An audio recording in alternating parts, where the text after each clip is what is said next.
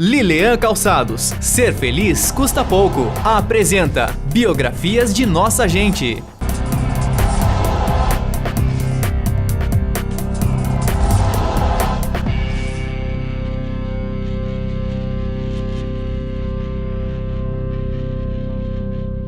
Amigos da Atual TV, estamos chegando em mais um Biografias de Nossa Gente. Hoje o nosso convidado é o Dr. Salatiel Torres do Nascimento, médico aqui de Pato Branco, que vai falar um pouquinho de sua vida aqui para os amigos do Canal 10. É um instantinho só, nós já voltamos.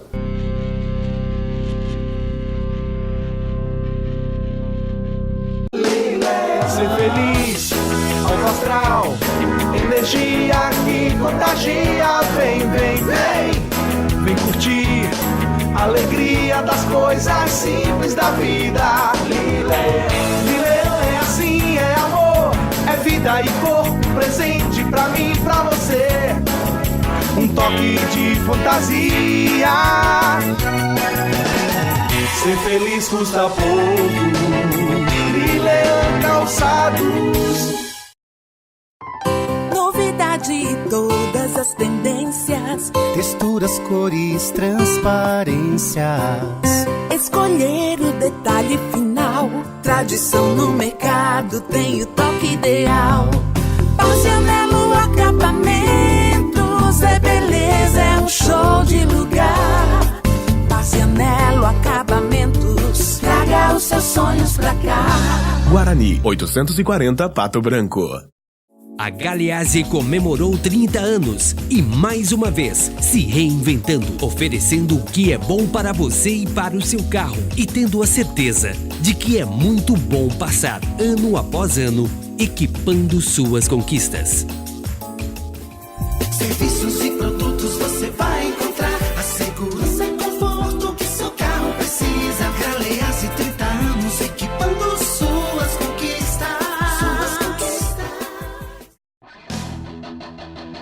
O melhor negócio você faz com a FIPAL. Toda a linha Fiat com taxas especiais e condições facilitadas de pagamento. Trabalhamos também com seminovos multimarcas, revisados com procedência e garantia da concessionária. Veículos novos e seminovos é com a FIPAL, a sua concessionária Fiat em Pato Branco, na Tupi Baixada Industrial. Fone 2101-7700.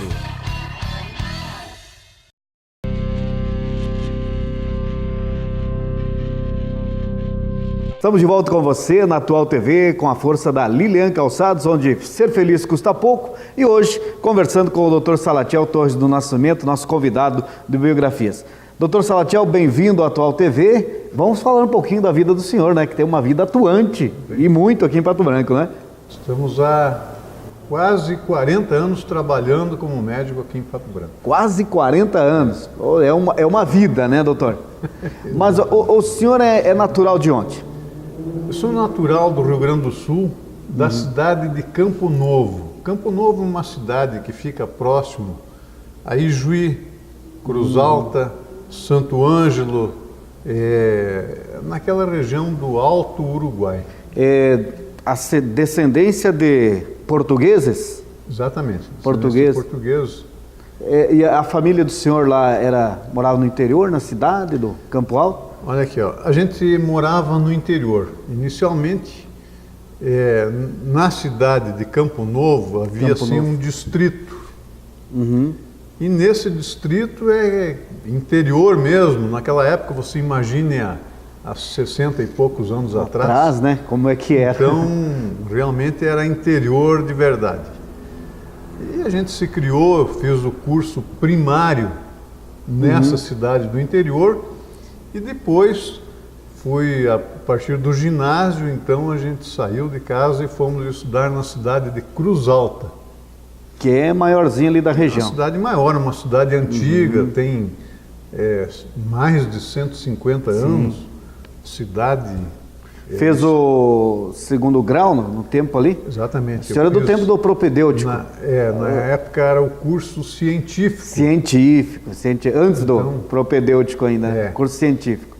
Então, a gente fez o curso científico para depois fazer o vestibular e entrar na faculdade. Daí estudou aonde? Medicina? Já passou de início de medicina? Sim, eu tive uma sorte muito grande, porque na época, lá em Cruz Alta, você veja bem, a gente fazia vestibular em Porto Alegre. Tá. No ano em que eu fiz o vestibular, iniciou exatamente naquele ano um tipo de vestibular que eles chamavam de vestibular único. Então nós concorríamos a 5 faculdades. E todos os candidatos que faziam vestibular no estado concorriam a essas faculdades. Que eram 2 de Porto Alegre, 2 de Pelotas, e uma vários de Rio Grande cursos? E de Caxias. Sempre medicina? Sempre medicina. Eu fiz o vestibular e tive a felicidade de passar nesse vestibular. E o fato interessante na época, que me chamou a atenção e que me orgulhou bastante, é que eu fui um dos primeiros alunos, diria assim, o primeiro aluno de Cruz Alta a passar numa faculdade, no vestibular, sem ter saído de lá fazer cursinho. Só no estudo ali mesmo do colégio? Ali mesmo. Sem uma preparação melhor, no caso, né? Não, mas eu tive a felicidade de ter um colega de aula de segundo científico que passou um ano na minha frente, porque na cidade de Cruz Alta eu fiquei no quartel, tive que servir o Exército Brasileiro durante um ano. Isso aí aconteceu no segundo científico.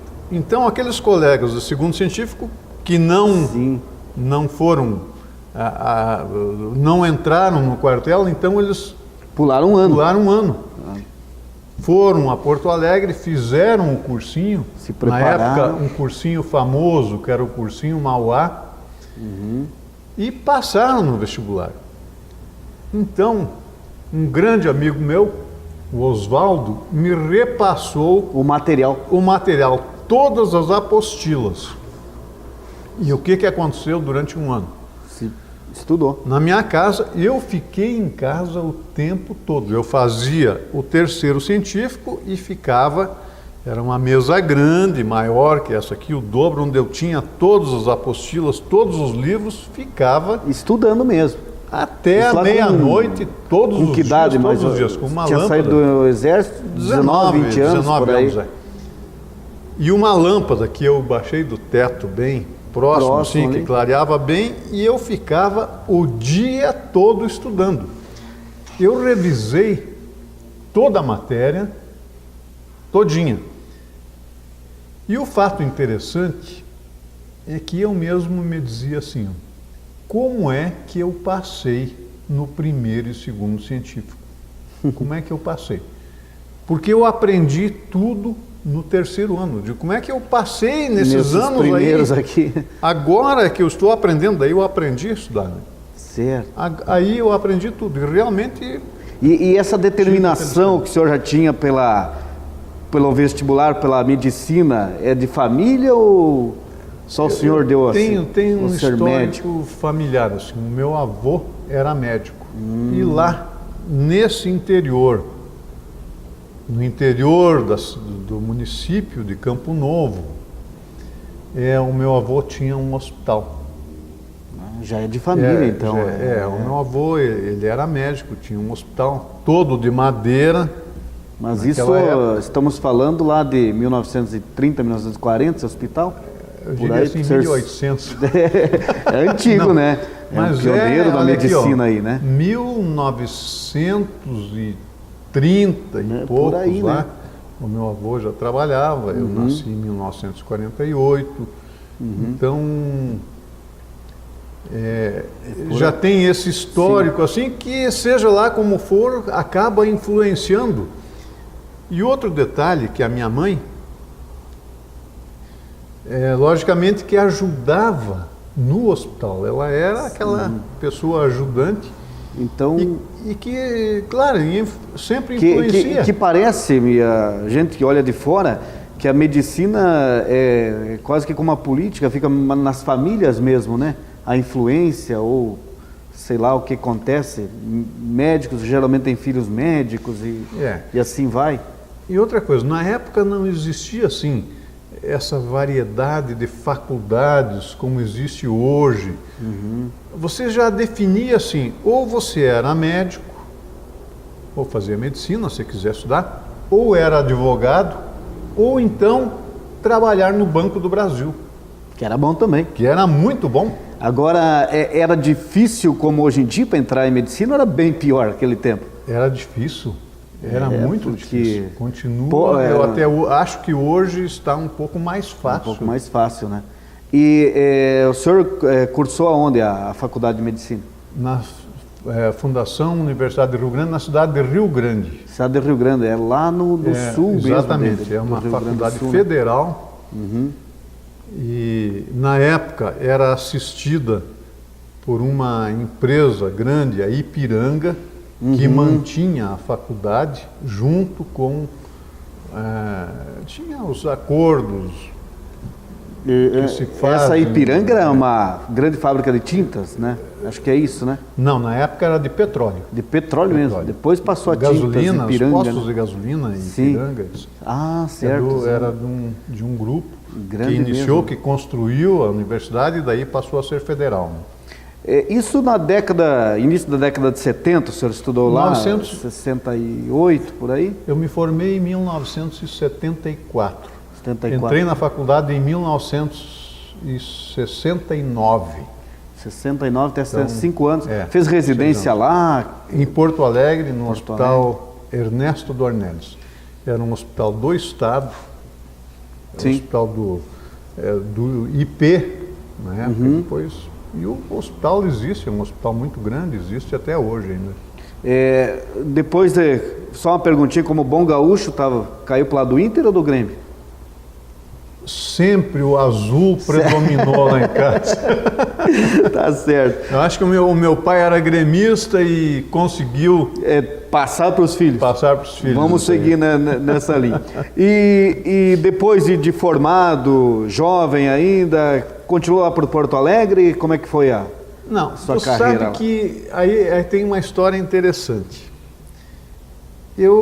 A gente lá em Cruz Alta, na época de científico, a gente tinha muitos amigos.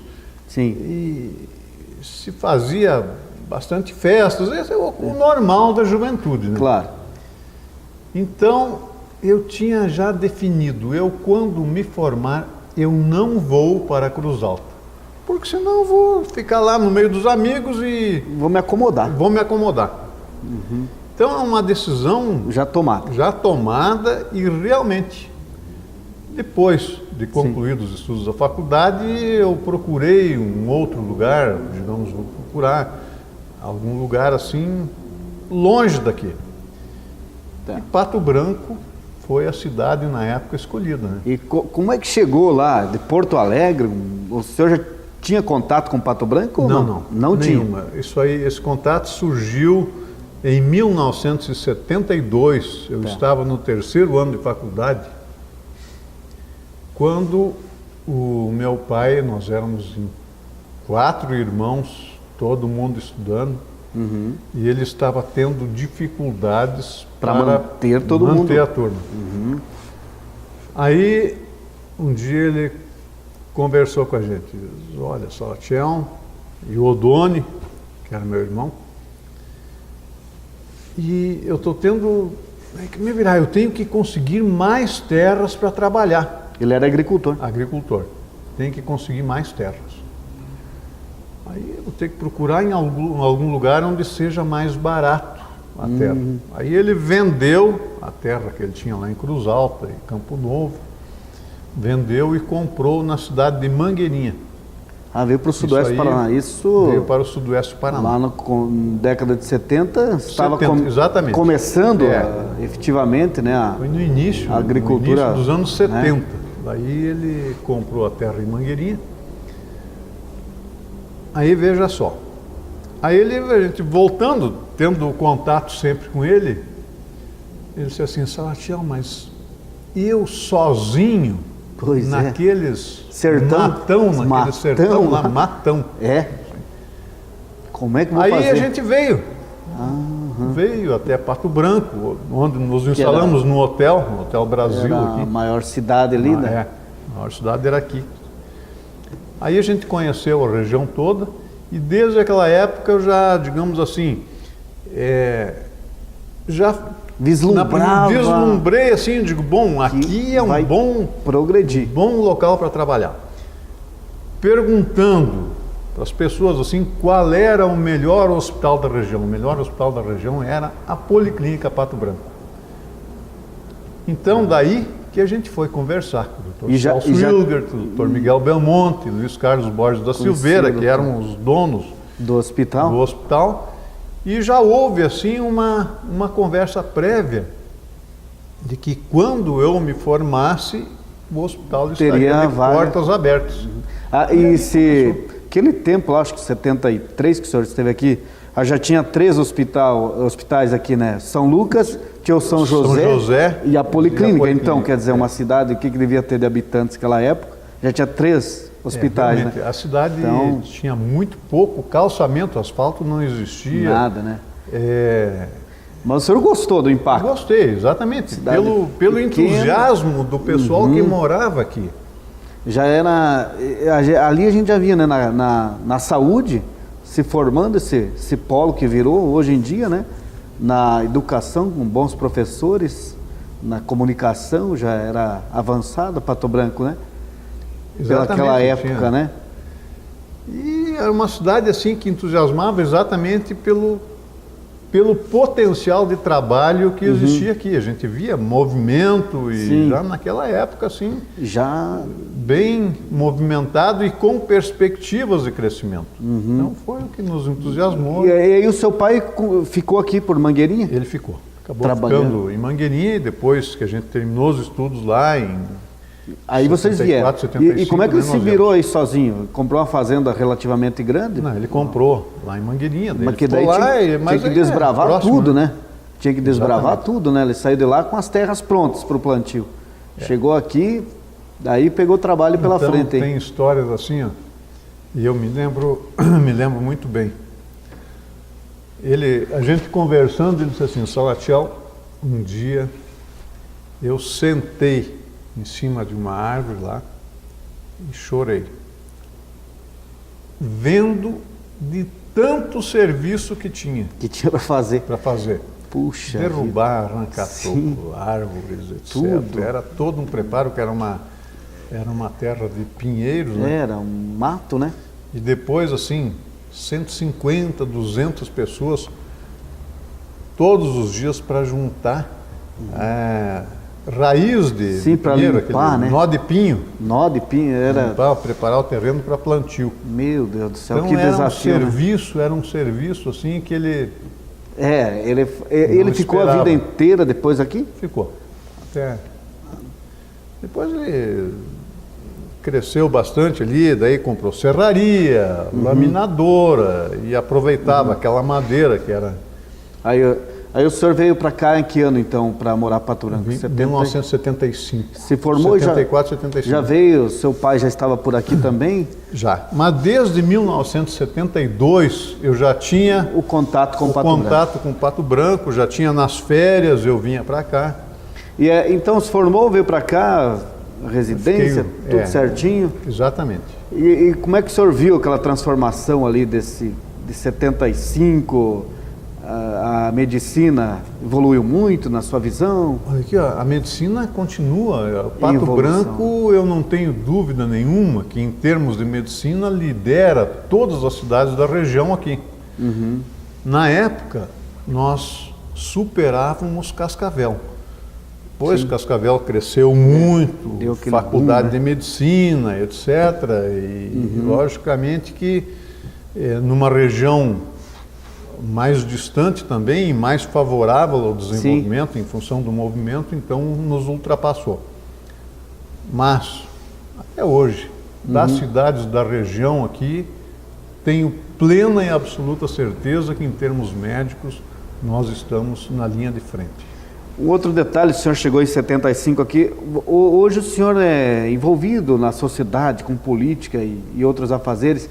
Aquele tempo, como é que era a vida política aqui em Pato Branco? Olha, a gente sempre trabalhou bastante na política. Então, eu lembro muito bem que a gente trabalhou ajudando candidatos a se eleger.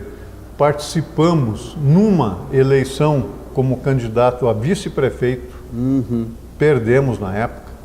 Mas, de qualquer maneira, serviu para que a gente se tornasse, assim, mais conhecido, se tornasse assim mais participativo, exatamente, mais pública, né? Porque dessa atividade pública. O médico tem essa, vocês que são médicos, tem essa, não é uma barreira, é que o médico trabalha bastante, né? E o contato dele com o povo é só no consultório, praticamente. Exatamente. Então, quer dizer, um trabalho assim intensivo que a gente fez foi com o Dr. Luiz Carlos Borges da Silveira. Sim.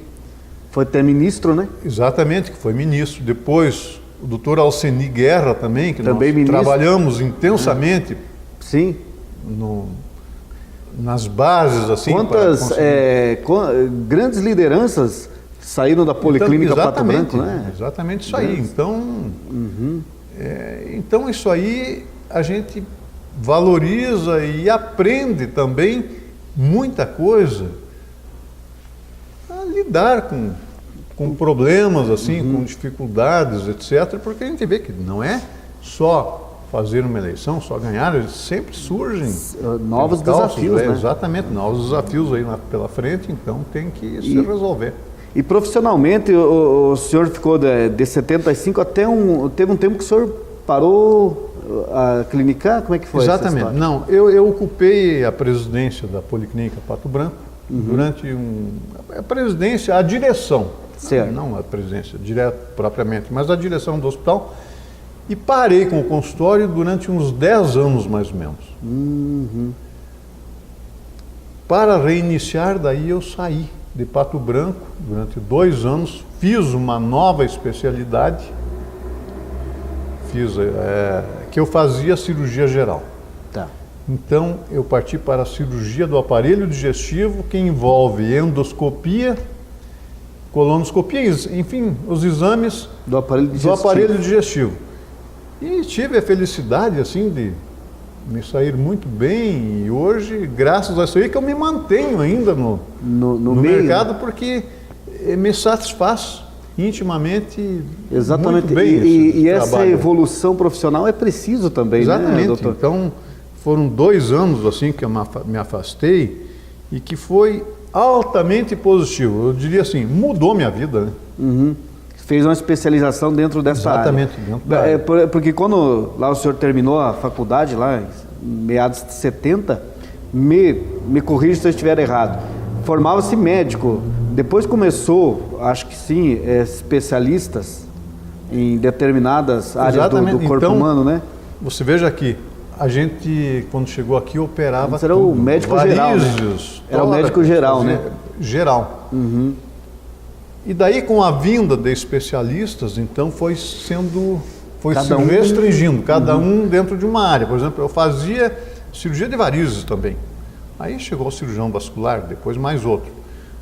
Tórax, daí chegou um cirurgião de tórax. Então você vai restringindo. E você veja só, dentro do aparelho, da cirurgia de aparelho digestivo mesmo, a evolução foi muito grande com os endoscópios, com os colonoscópios, etc. Então, reduziu o número de cirurgias. E reduziu por quê? Porque grande parte dos problemas de aparelho digestivo se resolvem exatamente com medicamentos. Com medicamentos, com esses aparelhos. Você faz cirurgias endoscópicas no estômago, cirurgias no intestino, por aparelho e sem internamento, sem nada. Com certeza o senhor pegou aquela fase que não existia endoscopia, né? Exatamente, não existia. E chegava o paciente, ele contava os sintomas, mais ou menos como para saber, né? Aí a gente vai lembrando, eu me lembro muito bem de um familiar que precisava fazer um exame de intestino, ou operava. Para olhar? Para olhar. Esse exame de intestino, na época, só era feito em Porto Alegre. Era uma colonoscopia. Lá já estavam começando. Exatamente, em Porto Alegre estava começando. Então, a gente tinha que marcar esse exame com 15, 20, 30 dias de antecedência para daí levar a pessoa lá. E a pessoa já sai assustada, né? Exatamente. Quando tem que ir para Porto Alegre. Para não fazer uma cirurgia para ver o que era. Então, mas se tem esse exame menos agressivo, poxa, fomos a Porto Alegre. Tinha que fazer todo esse processo. Você veja só, não tinha em Curitiba, não tinha em Passo Fundo. Hoje é Hoje todo hospital é regra ter, né? E tantos do estômago, para aparelho digestivo, que o senhor é especialista hoje em dia, né? A endoscopia. Hoje virou um exame de rotina, né? É um exame de rotina e outra coisa, de um valor inestimável para a pessoa. Digamos assim, você consegue com a endoscopia adiantar ou fazer um tratamento de uma doença que muitas vezes estava oculta. E a gente tem experiências assim, eu tenho aqui bem recentemente 2 casos que me chamam a atenção. São pessoas de mais idade, 75 anos, 78 anos, e que eles, olha, tem um câncerzinho no estômago aqui, é bom operar. Mas em função da idade, os familiares, etc., resolveram não mexer, deixa assim. E problemas respiratórios, etc. Aí a gente fica com um compromisso, a gente tem que resolver isso aí. Logicamente que nós temos especialistas aqui dentro em câncer, aqui em Pato Branco, a gente mandou, o paciente foi lá, consultou com um especialista em câncer, está indicado cirurgia, sem sombra de dúvida, mas a família, aí você começa a fazer um tratamento. Dentro desse tratamento a gente já sabe assim, existe uma infecção, uma bactéria que é comum nesses tipos de câncer do estômago, que é o Helicobacter pylori. Vamos fazer o tratamento, vamos tratar isso aqui. Você faz uma nova endoscopia, 1 mês e meio, 2 meses depois, você já vê que melhorou. E os familiares, hoje a gente tem a facilidade, no consultório eu gosto que eles assistam o exame. Então você mostra na tela do computador, na tela da televisão lá, olha aqui, bem pertinho, bem visível, porque amplia a imagem, melhorou. E a pessoa já se melhorou mesmo. Então, e você acaba repetindo o tratamento, insiste, e as pessoas estão muito bem.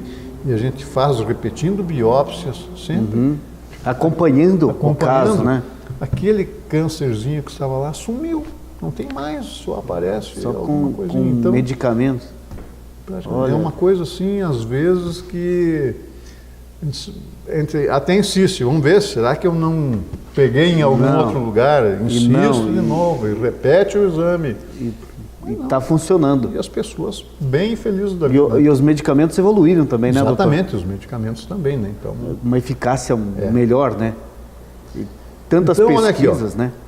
A medicina mudou totalmente desde a minha formatura até hoje, é um 360 graus. E vem muito mais por aí, né? A evolução. Agora já na biogenética e outras coisas aí que já estão pesquisando, né? Então, o que de valor que a gente guarda e que a gente tem assim como um argumento, assim, a gente aprendeu a examinar bem o doente. Aquela palpação, aquela escuta do pulmão, aquele ouvir os ruídos do corpo, os ruídos do intestino, os sinais, a palpação é fundamental.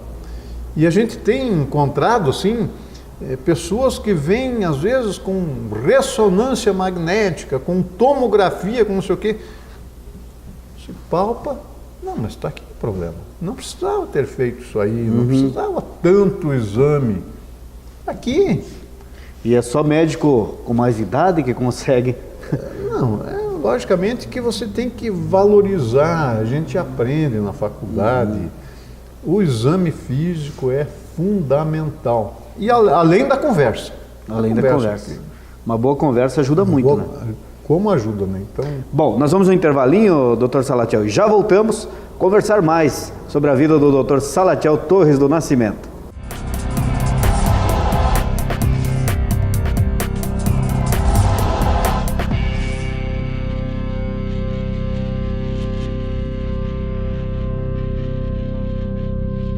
Pequenos detalhes para grandes sonhos. Sofisticata em um novo espaço, com os mais diversos modelos de puxadores para móveis e portas. Linha banho, cubas, banheiras, acessórios para o banheiro, aromatizadores e presentes com qualidade e funcionalidade. Um conceito diferenciado. Novo espaço Sofisticata, tornando a compra um momento de lazer. Rua Paraná, 548 Centro. Fone 3225-7178. Ser feliz, alto astral, energia que contagia. Vem, vem, vem, vem curtir a alegria das coisas simples da vida. Lilé, Lilé é assim, é amor, é vida e corpo presente pra mim, pra você. Um toque de fantasia. Ser feliz custa pouco. Lilé Calçados. Churrascaria Gaúcha. Ambiente agradável para um bom almoço. Atendimento de segunda a domingo.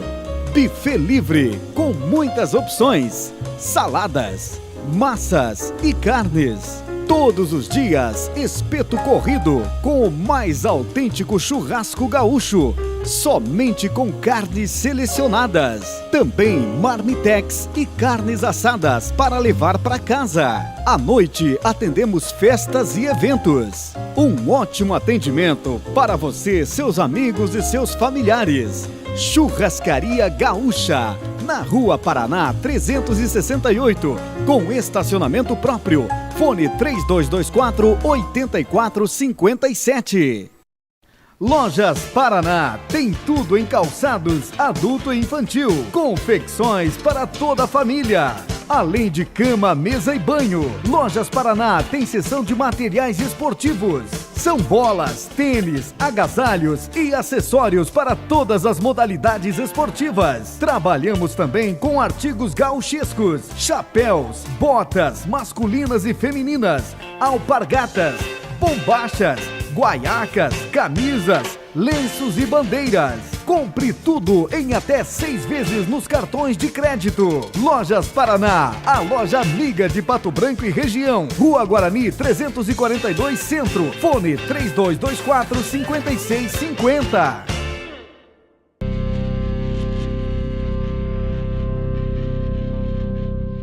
Estamos de volta com a Biografias Nossa Gente, hoje conversando com o nosso doutor Salatiel Torres do Nascimento, aqui na Atual TV. Doutor Salatiel, o senhor se formou, claro, família em Pato Branco, e o senhor estava me falando, tem filhos médicos então? Eu tenho 2 filhos médicos, o Daniel e o Rodrigo. O Rodrigo trabalha na cidade de Camboriú, e o Daniel aqui na Policlínica, é nefrologista. A minha filha, Carolina, desde pequenininha, ela dizia assim, ó, eu não quero ser nem médico, nem dentista. Ela se formou em Direito.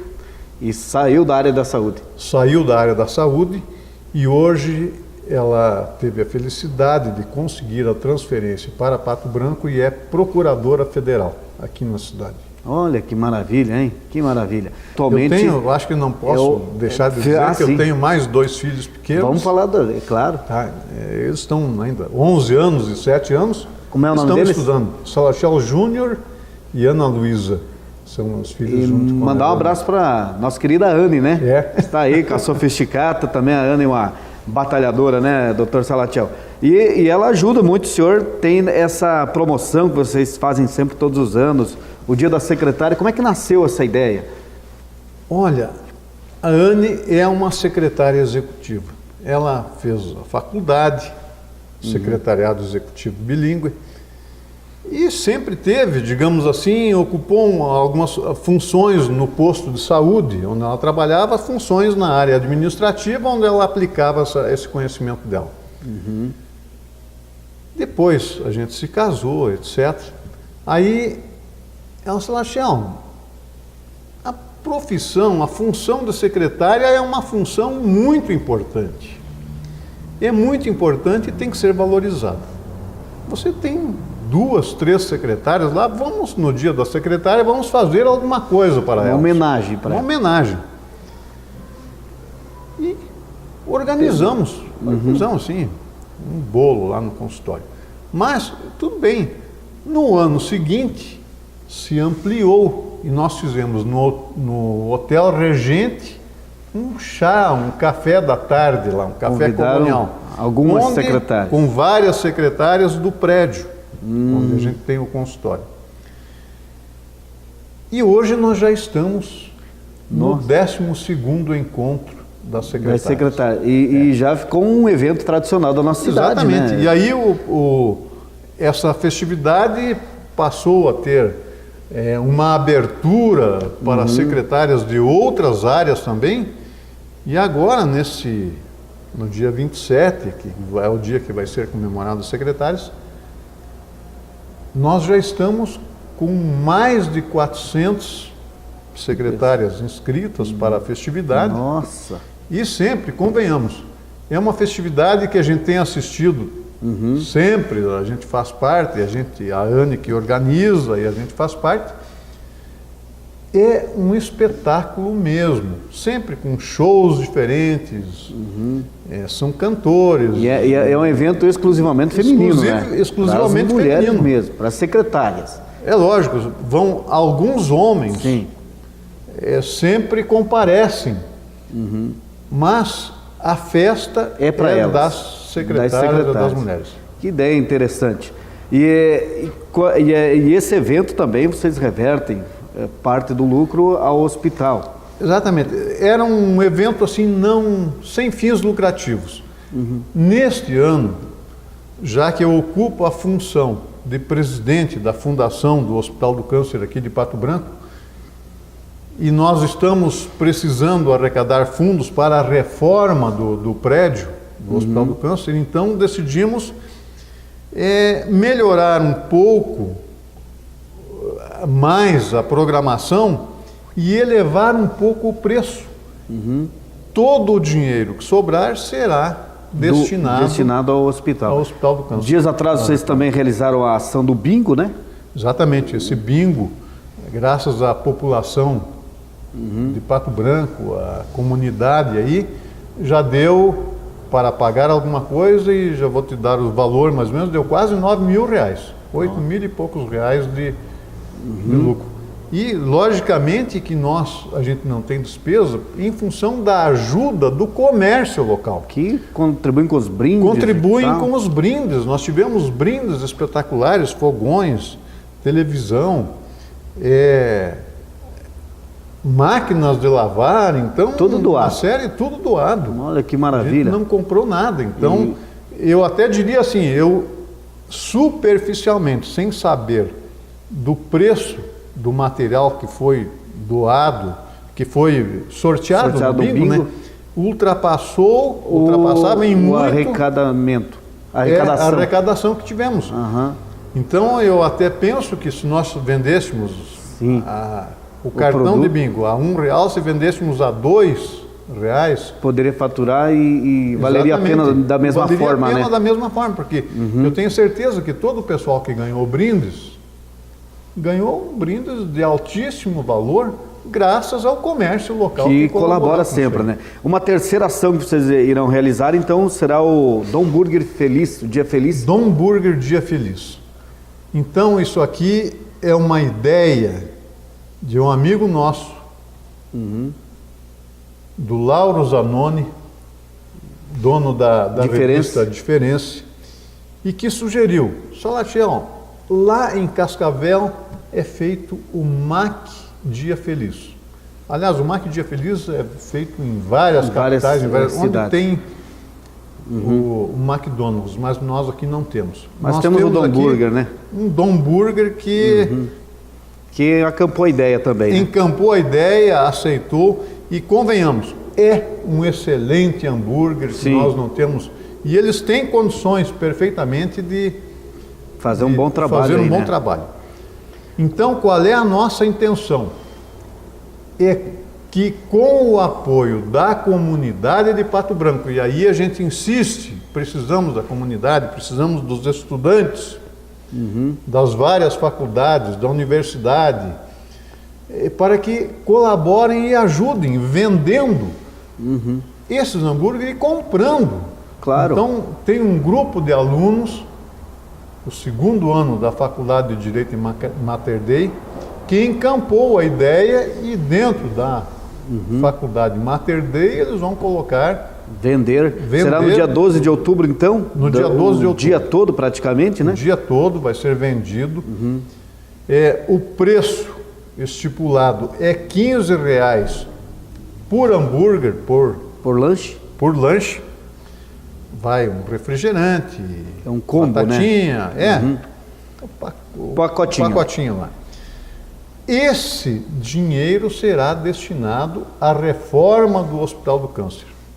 Então a gente está falando dessas ações, o bingo, o dia da secretária, o Dom Burger Dia Feliz, toda essa arrecadação que será conseguida aí vai ser totalmente destinado ao Hospital do Câncer. Olha aqui, ó, bem claro, lógico que o Dom Burger não vai doar tudo, ele vai fazer assim a preço de custo. De custo, claro, o lucro. A preço de custo. É o que ele vai receber e o mais, o que sobrar, o lucro, né, do produto será destinado totalmente ao Hospital do Câncer. O senhor que é o presidente, ele precisa dessas reformas, mas não tem verba de governo, município, de nada? Não temos verba de município, de governo, do estado, nem federal. Mas como é que funciona daí? Não, nós somos responsáveis pela estrutura física. Pela estrutura física. E você sabe que atualmente, logo depois do episódio da boate lá em Santa Maria, que foi um fato, são fatos assim tristes que acontecem, mas que veio para um alerta geral. Mexeu com o Brasil, né? Mexeu com o Brasil. Nessa questão de todo. Bombeiros e... Então vocês vejam que as boates aqui todas melhoraram, os clubes, os CTGs, todos tiveram que evoluir no sentido de segurança para o público, dos usuários, do público, e nós também no hospital passamos pelo mesmo processo. Então nós tivemos que fazer reformas, melhorias, corrimão, pintura, piso que não era o ideal, tão áspero, o ideal foi tudo substituído em função das normas estabelecidas pelo Corpo de Bombeiros e pela própria vigilância sanitária também. Então, essas ações para saudar também as reformas já foram realizadas, doutor? Já foram realizadas. Falta a cobertura, o teto. Tem que ser trocado? Não todo, em parte. Uma parte. Essas últimas chuvas aí que deram prejudicou um pouco. Quantos leitos atende ali? Como é que funciona o hospital? Um pouquinho para... No hospital só funciona... a quimio? A radioterapia e parte da quimioterapia. As pessoas de toda a região... De toda a região se dirigem para lá. E depois tem também a casa de apoio, onde podem ficar... Exatamente, a casa de apoio é o grande, digamos assim, é a grande força que nós temos, assim, porque aqueles pacientes que vêm de fora, não de Pato Branco, e que precisam ficar em Pato Branco para manter um tratamento. Então, existe uma ligação direta. Hospital do Câncer, casa de apoio, e os pacientes ficam lá, onde se alimentam, etc. Vem muita gente da região para se tratar aqui? Vem de outros municípios. E normalmente são pessoas assim, você veja, um tratamento de câncer é um tratamento que já debilita um pouco. Sim. As pessoas já vêm debilitadas pela própria doença, então são pessoas que nós temos que dar atenção, temos que dar carinho e temos que dar o que a gente tem de melhor para eles, para melhorar o astral, para melhorar animar mais o espírito, as pessoas têm que ser bem tratadas e muito bem recebidas. E o senhor, agora à frente do hospital e também como médico, essa questão do câncer, aumenta muito o número de ano a ano? Aumenta. Infelizmente, um tanto pela facilidade de diagnóstico, cada vez novos aparelhos, novos equipamentos, etc., mais diagnóstico de câncer. E outra coisa é o seguinte, maior facilidade de tratamento, então também... Maior chance de cura também, maior né? chance de cura. E quanto mais precoce você fizer o diagnóstico, mais garantia de cura. E logicamente que aumenta também o volume, porque você tem que fazer um trabalho hoje no sentido assim, de profilaxia, um trabalho no sentido de adiantar tudo. Então você não vai esperar sintomas de uma doença para procurar. É melhor você chegar a fazer os exames e tudo. É a prevenção. A prevenção. Acho que é o caminho mais correto, né? Exatamente. A prevenção. Estamos quase no final do nosso horário. E a vida política? Eu insisto em falar isso com o senhor, né? Como é que está? Atualmente, né? Porque o senhor já foi candidato a vice-prefeito. Atualmente, olha, nós está com alguma acompanhamos para as próximas eleições? Ou... Acompanhamos. A gente sempre, digamos assim, a gente sempre elege uma pessoa que a gente confia, uma pessoa que a gente acha que tenha possibilidades de melhorar a cidade, de melhorar, fazer com que a população se sinta melhor. Nós trabalhamos na última campanha para o prefeito Zucchi. O senhor atualmente está no PSB? PSB. PSB do campus? Exatamente. Então, a gente é um partido não muito grande, mas uma linha é uma linha que socialista, um partido que se aliou ao nosso prefeito Zucchi, que somou, em termos de partido, somou bastante. E o presidente nacional de vocês, será que sai candidato a presidente? Está aparecendo, né? Aparecendo. Já rompeu com a Dilma e está preparando. Mas é um bom sujeito, né? Bom sujeito ele. Assim. Tá certo. Trabalhador, pelo menos, o que ele fez até agora, nos pareceu, assim, muito bem, né? Exatamente. Doutor Salatiel, chegamos ao final do nosso horário, agradeço a visita. Contamos um pouquinho da sua vida, alguma consideração final? Nosso agradecimento a você, agradecimento a todos aqueles que estão nos assistindo nesse momento e desejar assim um Dom Burger dia feliz a todos, né? Eu acho que isso aqui é uma coisa muito boa que vai ajudar a muita gente, porque nós estamos melhorando uma estrutura hospitalar que está precisando e que vai, assim, melhorar também o atendimento dos pacientes. E se tem um Hospital do Povo, esse é o verdadeiro, né? Esse começou nas moedinhas. Né? Exatamente. Esse é o próprio hospital da população, o próprio Hospital do Povo. Porque foi construído pela população. Exato. Graças àquela moedinha, aquele pouco de trabalho, aquelas doações que todo mundo fez. E está aí. Está aí. Uma e realidade. Agora nós estamos fazendo tudo para manter uma boa estrutura, manter funcionando tudo. Exatamente. Da melhor forma possível, né? Tá certo. Obrigado, doutor. Muito obrigado. Pela visita e parabéns pelo trabalho que vocês desenvolvem. Muito obrigado. Sucesso. A gente volta semana que vem com mais um convidado aqui no Biografias Nossa Gente. Até lá.